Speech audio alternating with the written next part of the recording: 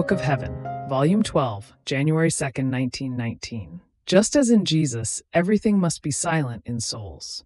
This morning, my always lovable Jesus made himself seen under a storm of blows, and with his sweet gaze he looked at me, asking me for help and refuge. I flung myself toward Jesus to rescue him from those blows and enclose him in my heart, and Jesus told me, "My daughter, my humanity, under the blows of the scourges was silent. And not only was my mouth silent, but everything was silent in me. Esteem, glory, power, honor were silent.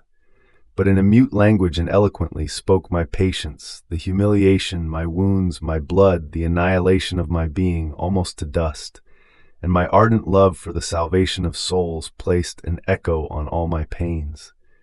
Here, my daughter, is the true portrait of loving souls. Everything must be silent in them and around them.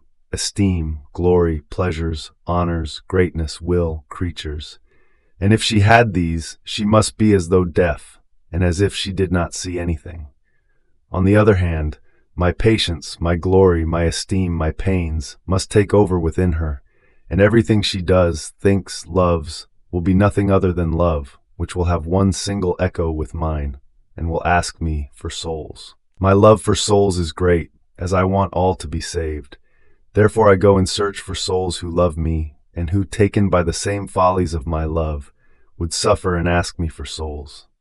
But alas, how scarce is the number of those who listen to me."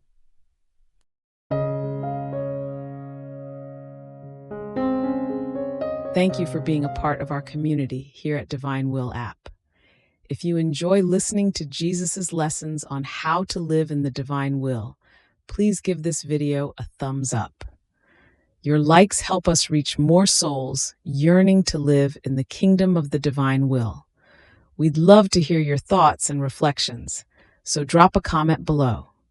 Your insights not only enrich our community, but also inspire others on their spiritual journey.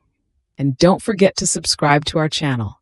By joining us, you're helping to spread the news of the kingdom of the divine will, so that together we can bring his kingdom to reign on earth as it is in heaven.